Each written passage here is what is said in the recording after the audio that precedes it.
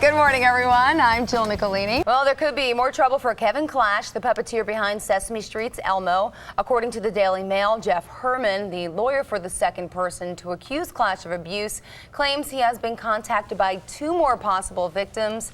Herman says that he is still in the process of vetting the allegations by the 2 new men, but it could bring the total number of accusers to 4.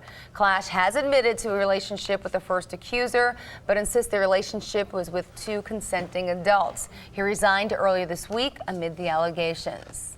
Hostess, the maker of Twinkies, Ding Dongs, and Wonder Bread, has begun shutting down. Very sad day today. Bankruptcy court judge approved the company's request to end operations. The 82-year-old company hopes the sale of its brands will generate up to $1 billion to cover debts. Very upset about this. I know, a lot of people are. I love my Twinkies. That's a lot of food off the market. All right, hopefully we'll get them back soon. Fox means business. Americans are doing a better job when it comes to paying their mortgages on time, according to a report from credit tracking company TransUnion. Only 5.5% of the nation's mortgage holders were more than 60 days late on their payments. That's the lowest level since 2009. The news coincides with an improving outlook for the housing market. Home prices rose more than 2% from April to May, the second increase after 7 months of flat or declining readings. All right, this story might make you a little bit thirsty. We're talking about beer, and it seems it's in high demand.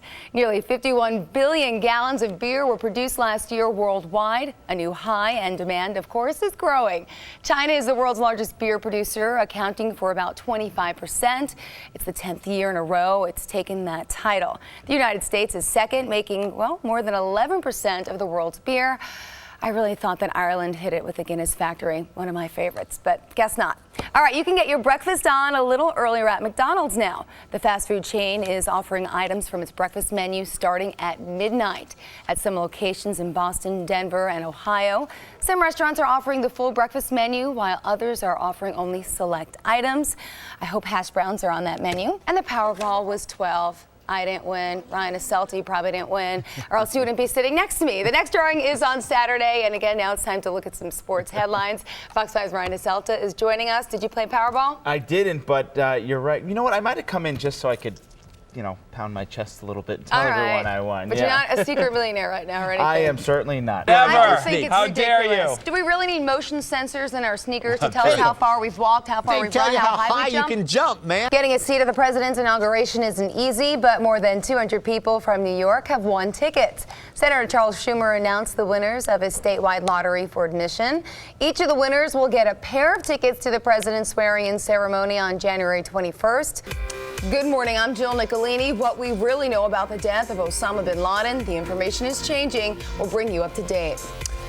Plus, the tax eve tomorrow is here today. Right now, police are looking for a man at the center of an attempted sex assault in Brooklyn. Cops say the man approached a woman with a knife on Ridge Boulevard in Bay Ridge. They say she was able to break free from him and run off. Cops said the woman was not injured. A 17-year-old is being held by police this morning after a 9-month-old baby was found dead in a Bronx apartment. Good morning, I'm Jill Nicolini. On a day President Obama visits Ground Zero, we're talking about the bin Laden photo flap, why the White House now says it will not show you the dead al-Qaeda leader. Plus, it's a parking ticket frenzy for Long Islanders. Fox 5's Jill Nicolini has been watching it for us in Oceanside. Jill? Yes, good morning, Dave, Rosanna, and everyone. Here in Oceanside on Perry Avenue, I found this residential neighborhood where we're seeing, well, lots of trash left here. Again, now this is after the storm. There's 2 canals through this area, so kind of the water, I was being told, came right into the center, flooded all the homes, did severe damage to the cars. And as you can see behind me, all this debris and garbage remains on people's property, It's their belongings, it's their appliances, it's their homes, their clothes, it's everything. And again, neighbors and residents here are very frustrated at LIPA and the situation. Take a look. No communication. Nobody's calling us. No one's coming by. Garbage is not being picked up. We don't know what to do. If there's any way that LIPA can come walking street by street and just let people know when they're going to come. If it's going to be not until January, that's fine. Just give us a date, a roundabout date.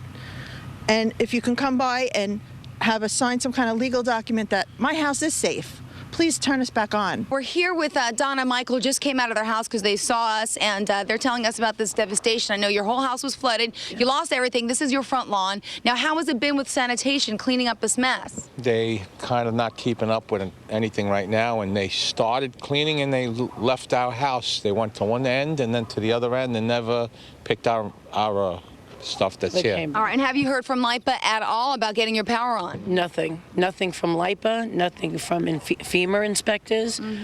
We haven't had any contact, and we have no signal, so we can't reach anyone here at the home. We have to go further north. Yeah, well, some good news. I was around the block on Judith Lane, and I did see somebody in their car, and I stopped them. They're a worker of LIPA, and he said, I'm sorry, this is not my area, but the good news is we are out here. We really are, and he was surprised that I wasn't an angry resident. You know, he says everyone's coming up to him very frustrated. He understands, but he says they're out there, so if you see them in the neighborhood, go outside to them, but they are knocking door to door. But I know there's so many people like yourselves without the power and that need all the help, so it's just a matter of time before they get to everyone. So we wish you the best here. Thank you for talking to us this morning. And we're live here in Oceanside. I'm Jill Nicolini for Fox 5 News. Dave and Rosanna, back to you. Some trying times out here still. Certainly so. Thanks again. Jill, what's going on? Well, not a good situation here at all on the harbor. As you can see behind me, these houseboats, many of them destroyed. As we pan on over, you can see this one half sunken right here, and right next to it, again, this is the Great South Bay you're looking at here on the South Shore. There was a houseboat which completely was submerged. Again, that's underwater. It looks like one survived there to the left, and as we pan on over, more sunk. And the one standing right there, that gray house, actually the resident did stay in his house for the storm and told us over 6-foot waves were toppling over. And thankfully, he survived through the storm. But his neighbor, take a look, boat came up with that surge again over 6 feet and knocked into the other houseboats. And of course, it's some extensive damage. It's sinking. Now, on the other side of that boat, there is a house which still remains. And we caught up with the resident, Willie himself. Take a look. Well, we lucked out. Our houseboat didn't slip off the poles because everything rides on chains on poles, and we still had about a foot left of poles, so we lucked out. As you can see, not everybody did, you know. I mean, there's only 3 left out of 12, so, you know, we lucked out. I mean, a lot of people lost everything. Yeah, it's unbelievable. This town, many other South Shore towns have been destroyed, including Massapequa, Lindenhurst, Long Beach, Massac Beach even. And again, Long Island is without power. Let's take a look at the new updated numbers here. In Nassau County, 121,084 customers are without power. In Suffolk County here, 85,699. Looks like Nassau really took a hit last night with that nor'easter when it came through. Yesterday, there was about 85,000 people without power. So again, that number increased very heavily. Also, I want to mention that one of the residents here was just telling us that they are in need of generators, in need of gas. If anyone could help donate, they're setting up shop at the Jackson Roadhouse here in Seaford, and they're looking for donations. They're also there to provide warmth and meals to some of the residents here again who are without power. Some are trying to run on generators. And take a look here just to point out, this is the street. I'm standing in the parking lot, and these 2 houseboats came up out of the bay onto the street. And that one, we talked to the owner, and he said it wasn't badly damaged at all. He's still staying in there. He had candles in it this morning. Him and his wife are trying to keep warm. And again, the other one down the block, right on the front lawn. Really such a shame here, all the damage and destruction that Sandy has caused. And a shame that this nor'easter came through and again is leaving people without power in Seaford Harbor. I'm Jill Nicolini for Fox 5 News. Dave and Rosanna, we'll head back to you.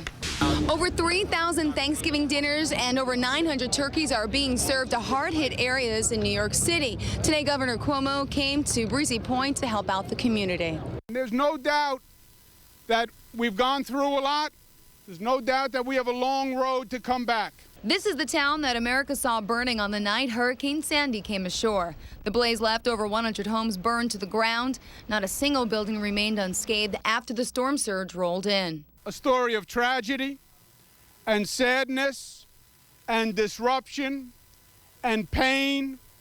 And you drive down any one of these blocks and you see piles of debris, you see families uprooted, you see lives uprooted, and you see real damage done. The other side of Governor Cuomo's story is one of unity, where the people come together.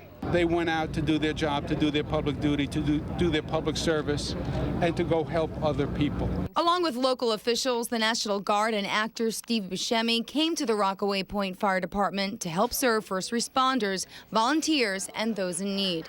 Friends of Firefighters have organized them as work crews. They've been staying at the firehouse. They've been going out and helping people on the ground because this area needs a lot of help. We will rebuild, and we will remain the strongest peninsula that this country has seen. There will be a long road ahead, but everybody in this community agrees that they will rebuild. In Breezy Point, Queens, I'm Jill Nicolini, Fox 5 News.